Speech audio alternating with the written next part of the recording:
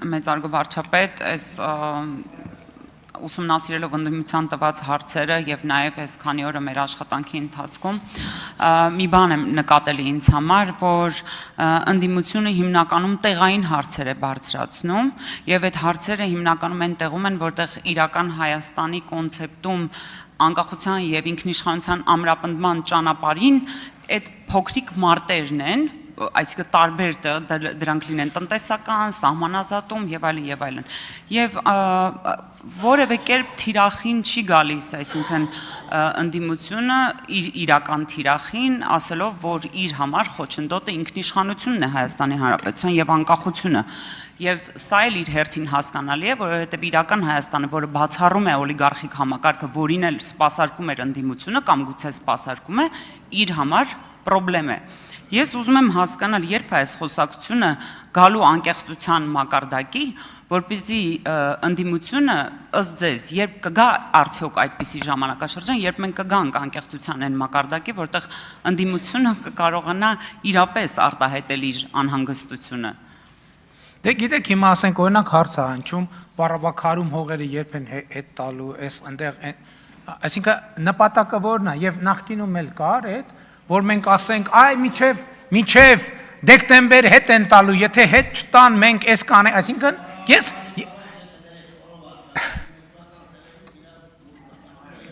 դուք ավելի շատ ծանոթ եք այդ իրադրություններին իհարկե, այսինքն բայց մենք հստակ ասել ենք, մենք բացառում ենք ռազմական որևէ սցենար, բացառում ենք,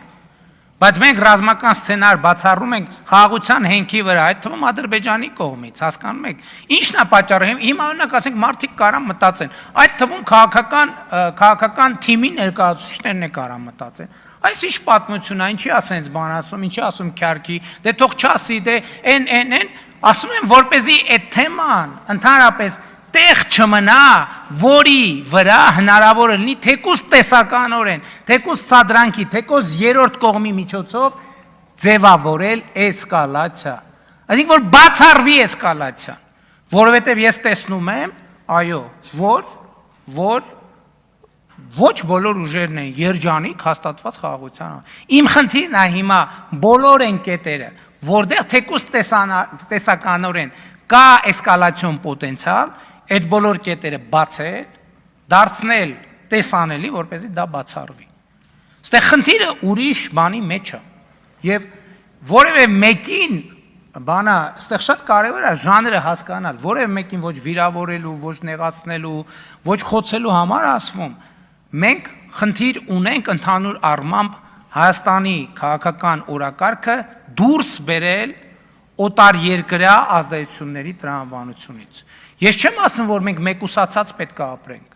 Մենք աշխարհի հետ պետք է ունենանք հարաբերություններ։ Բայց այդ մի ժամանակ ես հիշում եմ 90-ականների սկզբին էլ տենց մի հատ երևույթ կար, եւ դա ընդդիմության ներսում մեր ունեցած կոնֆլիկտի կարևորագույն պատճառներից էր։ Այնտեղ խոսում էր, ինչ է, ինչ տեղից դաբրո ունի։ Հələ ներսի դաբրոների համակարգը զարգացել էր արտաքին դաբրոների։ Մեր քաղաքական ուժերը ընդդիմություն թե իշխանություն օտար մայրաքաղաքներում կլինի դա աշխարհի որ կողմում դաբրոների հետևից էին գնում։ Սա ֆունդամենտալ խնդրեմ է մեր իրականության մեջ։ Ձեր ասածը տեղի կունենա այն ժամանակ, երբ որ մենք լինենք ունենանք օրգանիկ քաղաքական համակարգ, կապված մեր երկրի օրակարգի հետ, դրսի կառավարելիության տիրույթից դուրս գտնվող։ Այսօր մեր ընդդիմության մի հսկայական մասը հստակ կառավարվում է դրսից։ Եվ ես դա տպավորություն չի ինձ համար։ Դրանք փաստեր են, որոնք ընդ որում մի մասն էլ հրապարակային է։ Այստեղ է խնդրեմը։ Մենք օրգանիկությունն է այդ հարցի լուծում։ Մինչև մենք չլուծենք այդ հարցը, ձեր ասած հարցը չի լուծվելու։ Արձագանք։ Դե պարոն վարչապետ, այդ դեպքում, այսինքն, եթե վերցնենք, որ օլիգարխիկ համակարգը որպես տեղապահ ծառայել է, այդ թվում ֆինանսական առումով տեղապահ, հետևաբար որոնք պետք է լինեն այն թիրախային տեղերը, որից հետո օրինակ այդ տեղապահի դերը այլևս կորցնի իր, այսպես ասած, ակտուալությունը, որովհետև գիտեք մարդկային է երևի ինչ որ առումով ակնկալել, որ դու պետքա շարունակես պահել կապիտալը եւ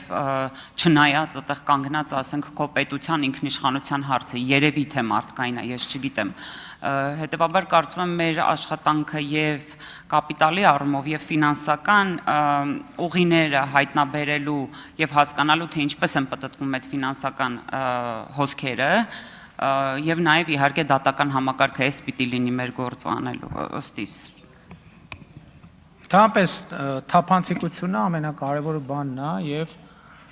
հակակոռուպցիոն մեխանիզմների հաստատումը, որի էլի ասում եմ մենք այսօր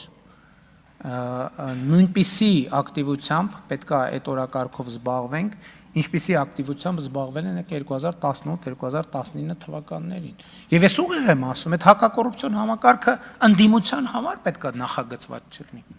Հակակոռուպցիոն համակարգը պետք է նախագծված լինի բոլորիս համար։ Եվ դա պետք է լինի այն արժինը, որով բոլորս չափվենք։ Որովհետև հակառակ դեպքում մենք լրիվ ուրիշ տեղ կհայտնվենք։ Մենք մեր եւ ուրիշ կոռուպցիաներ իրարից պետքա չտարբերվենք։ Այո, ես էլի ասացի, որ ապօրինի գույքի բռնագանձման համակարգը կարևոր է ոչ միայն նախորդներին պատժելու համար, այլև այսօր ստանդարտ սահմանելու համար, որովհետև կոռուպցիան տենց դաժան բան է։ Եթե մեզնից որևէ մեկը այդ գայթակղության առաջ լինի, այդ օրինակը տեսնելով իմանա, որ ինքը իր ընտանիքը դա չի վայելելու, որովհետև պետությունը գնալու է եւ հետա վերցնելու։ Եվ ոչ թե վաղը մյուս օրը, այլ այսօր հիմա։ Եթե ինչ-որ բան կմնա վաղը մյուս օրվան, հույս ունենք չի մնա եւ չի լինի, բայց եթե հանկարծ կլինի, վաղը մյուս օրն էլ դա տեղի կունենա։ Հասմիկ Ենգոյան։ Շնորհակալություն։